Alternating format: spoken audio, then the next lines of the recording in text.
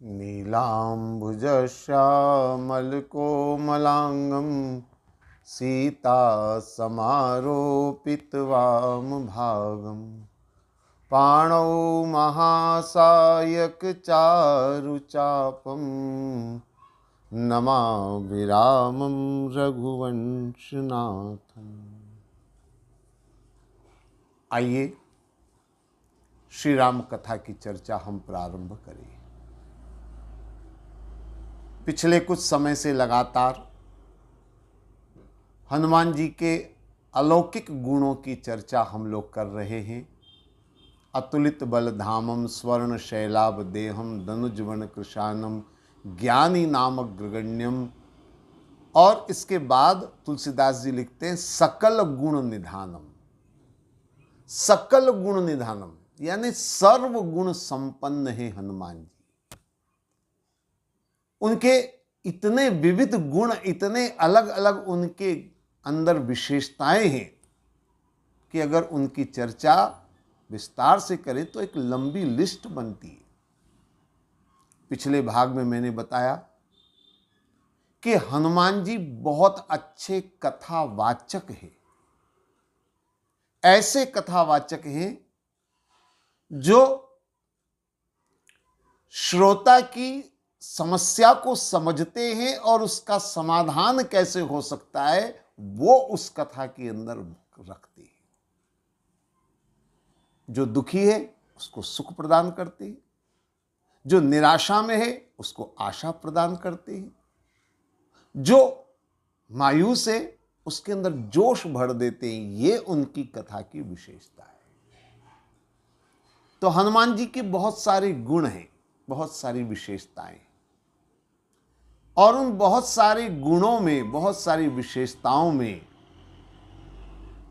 एक अद्भुत गुण उनके अंदर है, और वो ये है कि हनुमान जी बहुत अच्छे डॉक्टर हैं। सुनने में थोड़ा सा अटपटा लगेगा, लेकिन मैं आपको बता दूं, और इसके शास्त्रों में एक नहीं दर्जनों प्रमाण है कि हनुमान जी बहुत अच्छे डॉक्टर हैं। बहुत अच्छी तरीके से वो रोगी का उपचार करते हैं और रोग दूर करते हैं। हालांकि हनुमान जी बाह्य चिकित्सा नहीं बल्कि आंतरिक चिकित्सा पद्धति को अपनाते हैं। बाहर के रोगों का इलाज तो कोई भी डॉक्टर कर लेगा, जो सामने दिख रहे रोग, लेकिन भीतर छुपे हुए रोगों का इलाज, हम ऐसा भी कह सकते हैं कि वह मनोरोग चिकित्सक हैं। मन के रोग उनका निदान वो करते हैं। भीतर की जो बीमारियां हैं उनको ढूंढते और पकड़ते हैं। रामचरितमानस जिसकी हम चर्चा कर रहे हैं, आइए यहीं से हम अपनी बात को शुरू करें। हनुमान जी सीता जी की खोज में जाते हैं और वहां पर मेघनाथ ब्रह्म अस्त्र तेई बांधा। ब्रह्म अस्त्र में हनुमान जी को बांध लेता है और ले जाता है लंकाधीश यानी रावण के दरबार में। हनुमान जी बंदी बनाए हुए खड़े रावण के दरबार में। अब हनुमान जी विचार कर रहे, रावण पंडित है, विद्वान है, चारों वेदों का ज्ञाता है, तंत्र शास्त्री है, मंत्रों का मर्मज्ञ है। रावण के बनाए हुए स्तोत्र आज भी गाए जाते हैं, लेकिन ऐसा ज्ञानी, ऐसा विद्वान, ऐसा पंडित ब्राह्मण, ऐसा नीच कर्म कि सीता का अपहरण करके लाया। और केवल सीता ही नहीं, देव यक्ष गंधर्व नर किन्नर नारी कुमारी जीत बरी निज बाहुबल बहु सुंदर बर नार, अनेक स्त्रियों का अपहरण किया, उन्हें अपनी पत्नी और दासी बनाया। तो ऐसे ज्ञानी पुरुष के ऐसे नीच कर्म क्यों? हनुमान जी कुछ समझ नहीं पा रहे। हनुमान जी ने कहा कुछ तो समस्या अंदर है, अंदरूनी समस्या है। और उसके बाद रावण ने बोलना शुरू किया।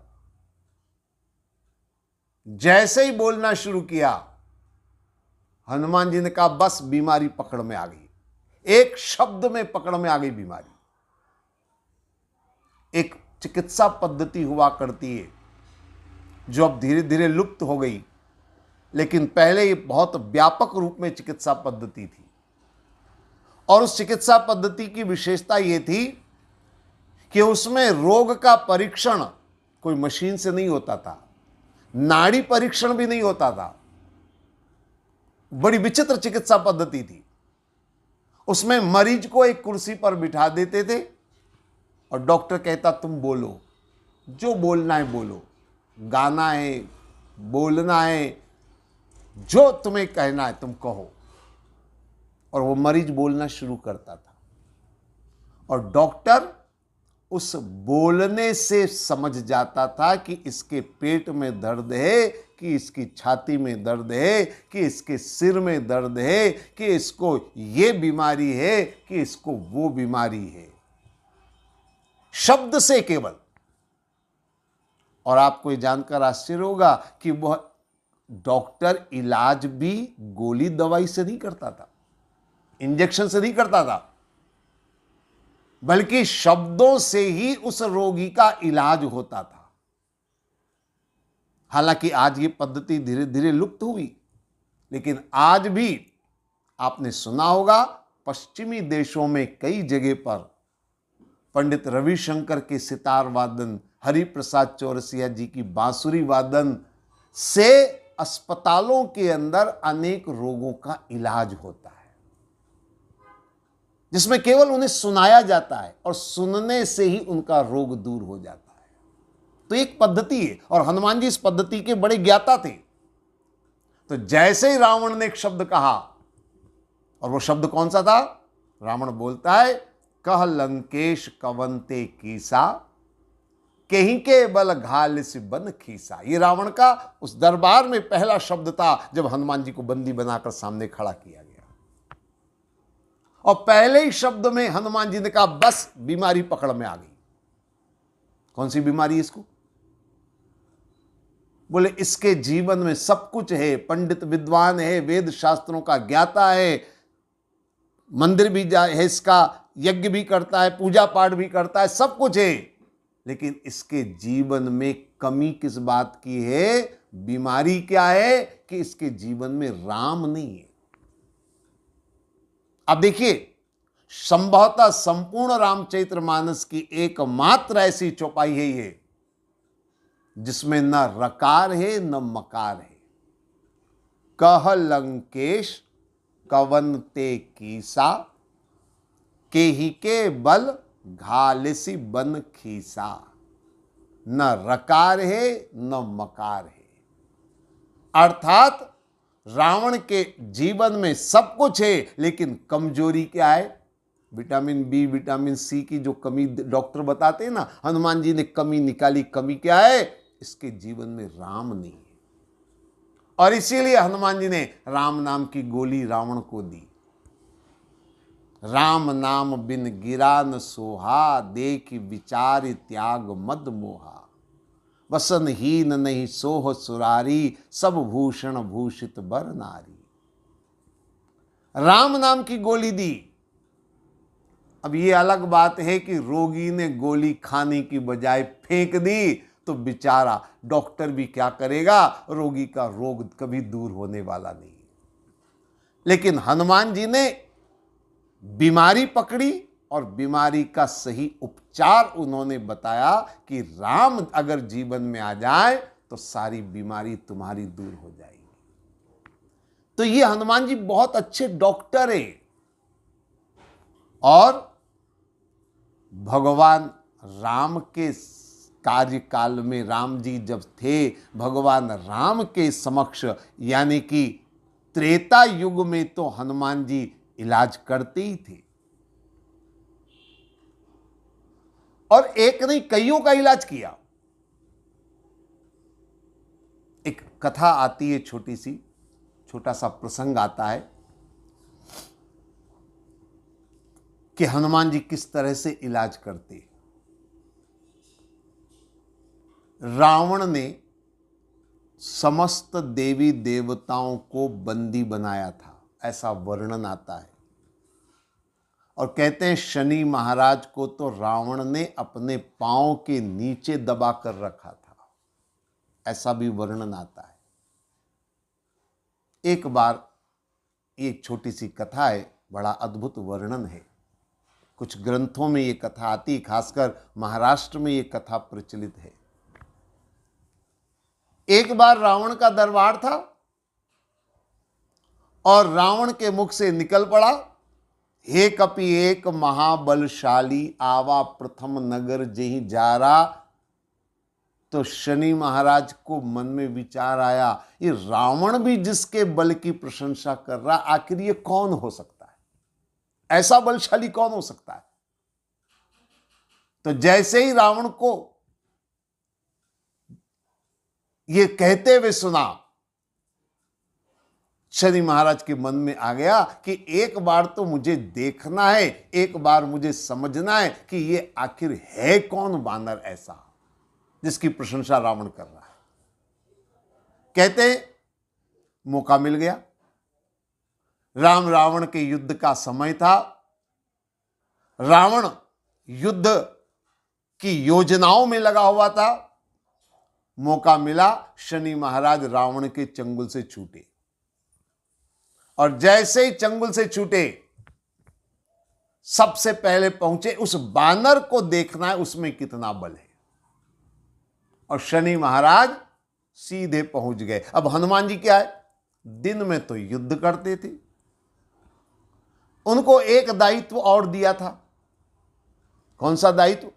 कि रात्रि में जिस पुल पर चढ़कर के सेना इस पार आई थी लंका में, उस पुल को देखना है, उसकी निगरानी रखनी है, क्योंकि रावण या निशाचर कहीं उस पुल को तोड़ करके बानरों को, बानर जाति को, इस सेना को घेर करके मारेंगे तो हम बच नहीं पाएंगे। इसलिए दायित्व दिया गया था कि पुल की रक्षा करना है। तो हनुमान जी क्या करते थे, दिन में युद्ध करते थे और रात में पुल के किनारे पर बैठ जाते थे, भगवान का भजन भी करते रहते थे और पुल की निगरानी भी हो जाती थी।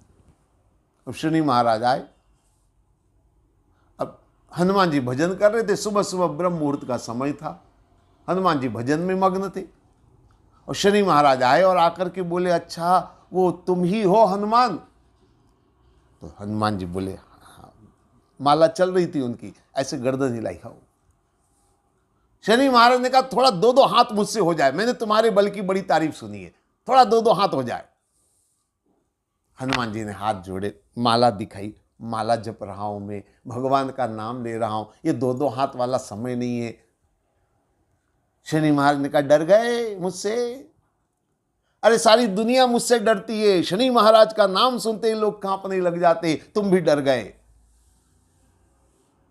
अब हनुमान जी मुस्कुराए। अब हनुमान जी ने सोचा, बेकार भजन छूटेगा मेरा। तो हनुमान जी ने इतना कहा, महोदय लड़ने का शौक है तो कल युद्ध के मैदान में आ जाना, रावण की तरफ से वहीं कर लेना दो दो हाथ।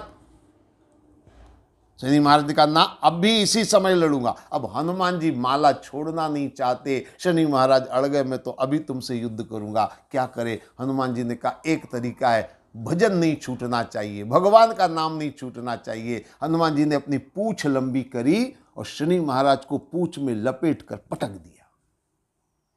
ये चिल्लाएंगे तो मेरा भजन में ध्यान नहीं लगेगा, इनका चिल्लाना बंद करो। पूंछ में लपेट कर पटक दिया और लग गए माला जपने। और माला जपते जपते ये तो भूल भी गए कि मैंने पूंछ में किसी को लपेटा। इनकी माला पूरी हुई। प्रातः काल का समय, सूर्योदय का समय हो रहा था। नित्य का नियम था, एक चक्कर लगाना था पुलिया को, कहीं बीच में से कोई क्षतिग्रस्त तो नहीं हुई। तो चक्कर लगाई। अब लंबी पूंछ, पूंछ में नीचे शनि महाराज। अब दौड़ते दौड़ते चक्कर लगा रहे। 100 योजन का पुल, आना और जाना 200 योजन। आप समझ सकते।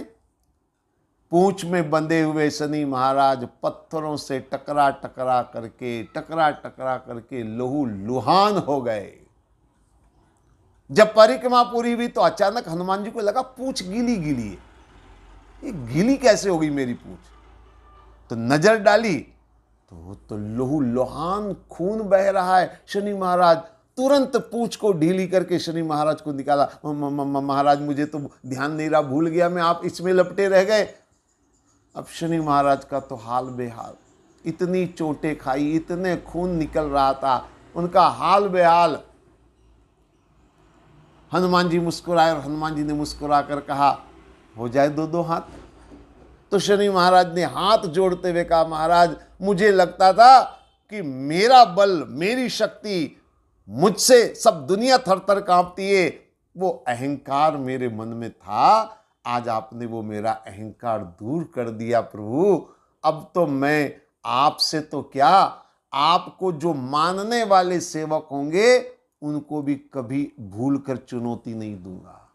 और इसीलिए हनुमान जी की पूजा अनेक प्रांतों में, खासकर महाराष्ट्र वगैरह में शनिवार को भी पूजा होती है। और वो शनिवार को हनुमान जी की पूजा इसलिए होती है ताकि शनि देव के कोप से हमको बचाए। हनुमान जी की कृपा अगर होगी, हनुमान जी प्रसन्न अगर हम पर होंगे तो शनि की कुदृष्टि हम पर नहीं पड़ेगी, शनि की कृपा हम पर बनी रहेगी। इसलिए शनिवार को भी हनुमान जी की पूजा होती है। मंगलवार को तो हनुमान जी की पूजा होती है क्योंकि मंगलवार हनुमान जी का जन्म हुआ था। और शनिवार को पूजा इसलिए होती है कि शनि महाराज की कुदृष्टि हम पर न पड़े, इसलिए शनिवार को हनुमान जी की पूजा होती। तो हनुमान जी अहंकार को दूर करने वाले डॉक्टर, इसलिए मैंने कहा मनोरोग, शरीर के रोग नहीं, मन के रोग। और ऐसा गजब का इलाज करते हैं, ऐसा अद्भुत इलाज करते हैं। एक प्रसंग द्वापर युग का भी याद आता है, मैं आपको सुना दूं। भगवान कृष्ण का युग था वह। भगवान कृष्ण द्वारिकाधीश बन चुके थे। और आपको याद होगा भागवत में एक प्रसंग आता है, स्वर्ग का पारिजात वृक्ष का पेड़ स्वर्ग से लाकर सत्यभामा जी के आंगन में लगा दिया गया था। जिस वृक्ष के बारे में कहा जाता है कि जिसके आंगन में वो वृक्ष होता है वो सदा सर्वदा यौवना रहती है, सुंदर से अति सुंदर नारी बन जाती है, वो वृक्ष था। तो सत्यभामा का यौवन और सुंदरता अद्भुत थी। लेकिन इसी रूप और यौवन का अहंकार सत्यभामा जी को था, मुझसे बढ़कर कोई नहीं, ये अहंकार उनके मन में था।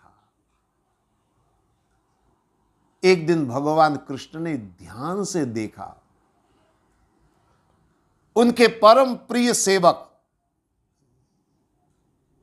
जिन पर वो आरूढ़ होते हैं, गरुड़ जी, उनको भी अहंकार हो रहा है, मेरे जैसा कोई नहीं है, मेरे बिना प्रभु कहीं आ जा नहीं सकते, मेरा सहारा लेना पड़ता है भगवान को, उनको अहंकार हो रहा था। और फिर जब एक दिन भगवान कृष्ण ने देखा कि सुदर्शन चक्र को भी अहंकार हो रहा है, मेरे जैसा कोई बलवान नहीं, मेरे जैसा कोई शक्तिमान नहीं,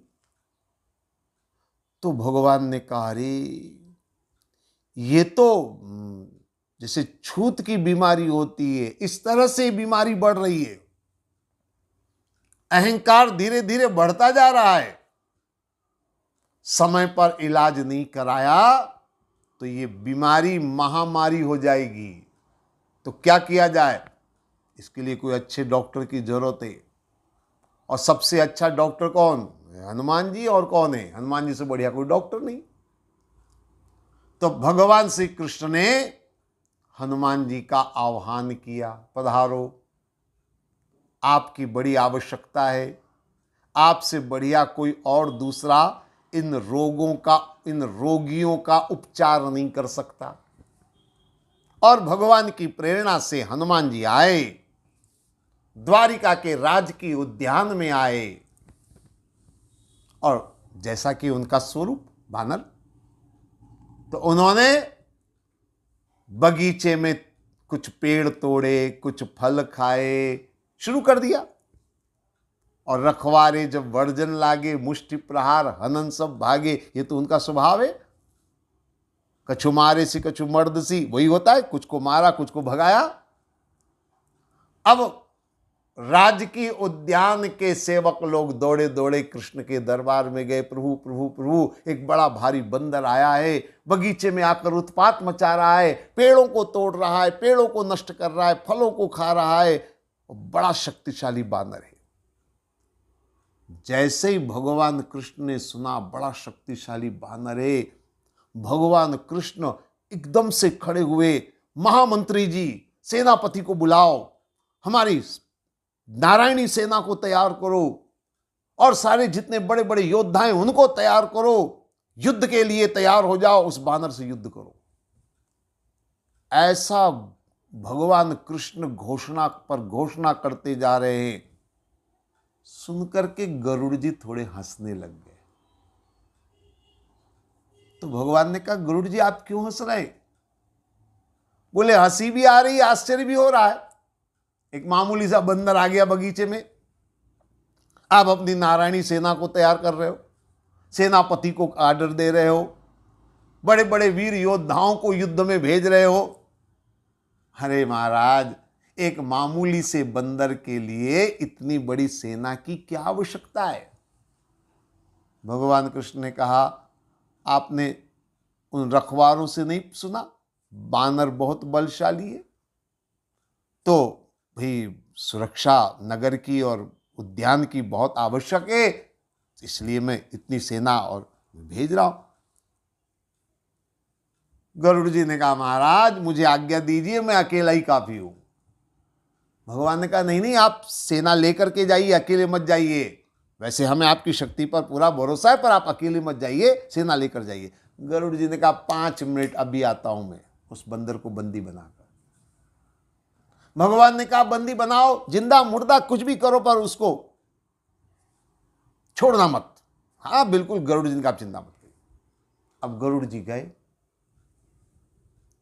एक पेड़ के ऊपर हनुमान जी बैठे थे, एक पेड़ के ऊपर गरुड़ जी जाकर बैठे, और गरुड़ जी ने कहा, बानर बहुत उत्पात मचाया,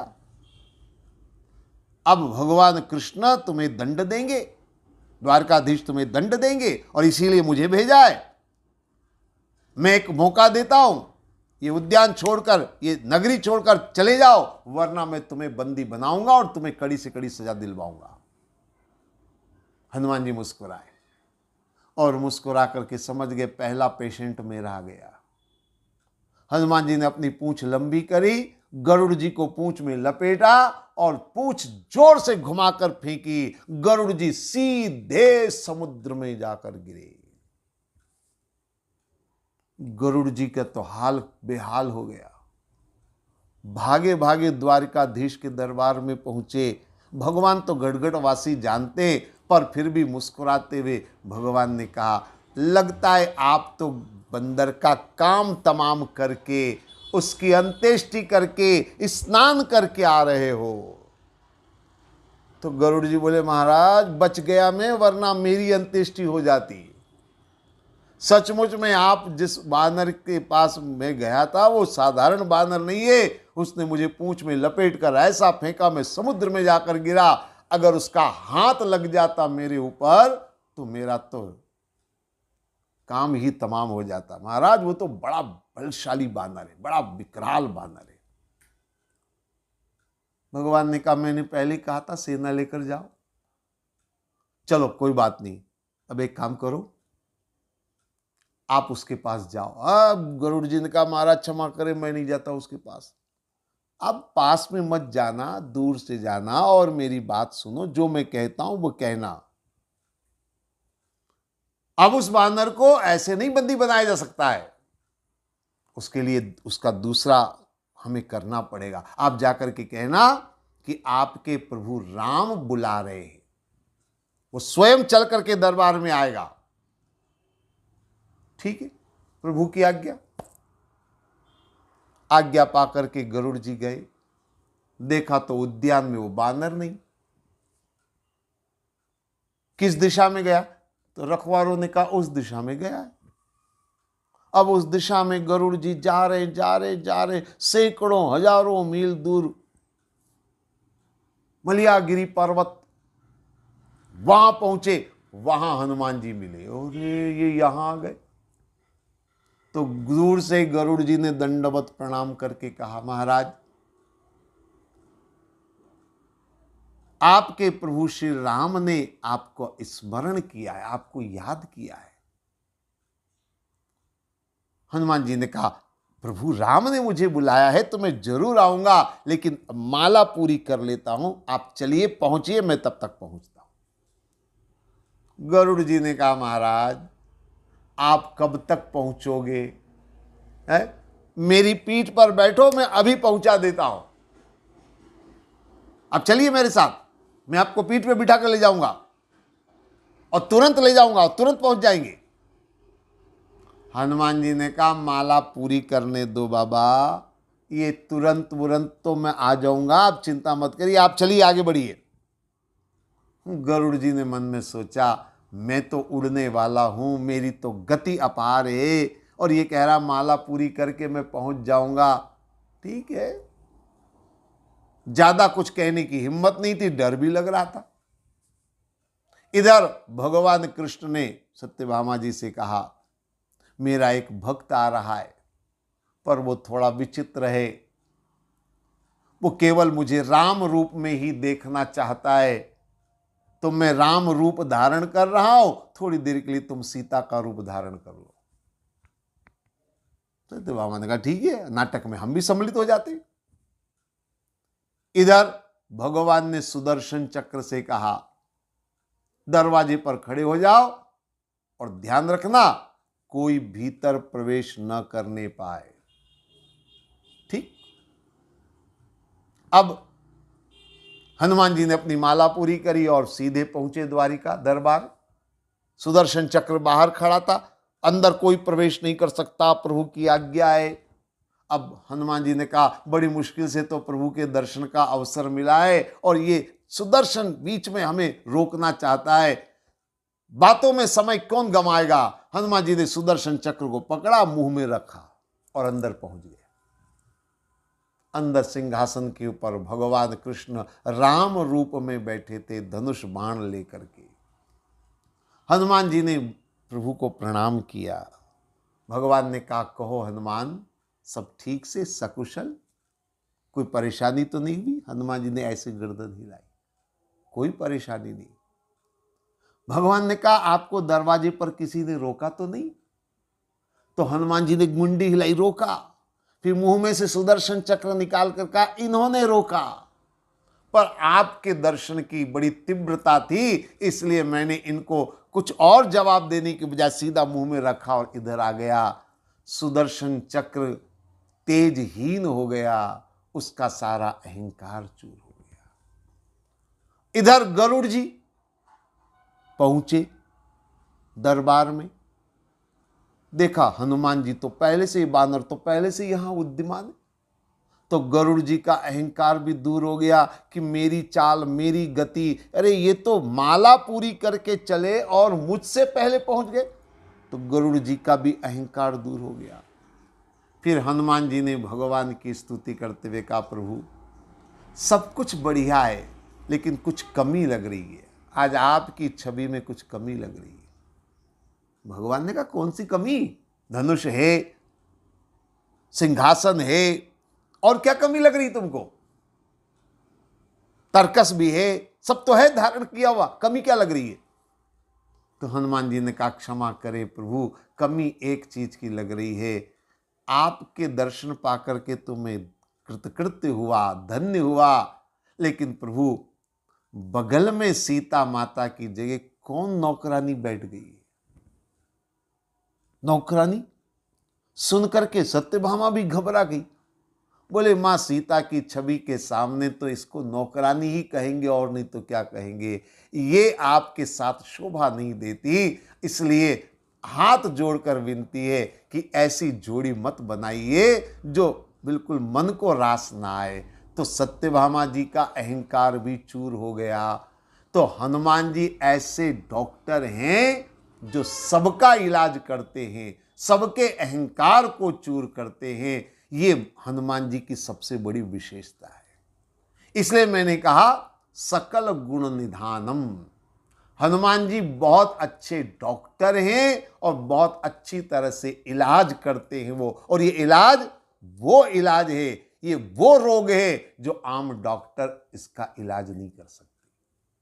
सामान्य डॉक्टरों के बस की बात नहीं है। ये ऐसे रोगों का इलाज करते हैं, भीतर के रोगों का इलाज करते हैं, मन के अंदर जो रोग है उनका इलाज करते हैं। और ऐसा इलाज जो बिना गोली और दवा के भी रोगी को ठीक कर देते हैं। तो हनुमान जी में बहुत सारे गुण हैं, हनुमान जी में बहुत सारी विशेषताएं हैं।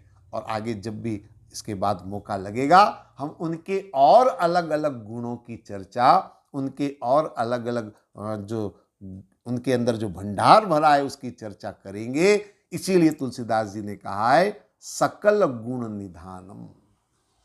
सकल बहुत सारे गुण उनके अंदर, बहुत सारी विविध विशेषताएं उनके अंदर हैं जिनको जानने का प्रयास हम करेंगे। ये मौका परमात्मा ने हमें दिया है तो हम उनके विभिन्न गुणों को जानने का प्रयास करेंगे।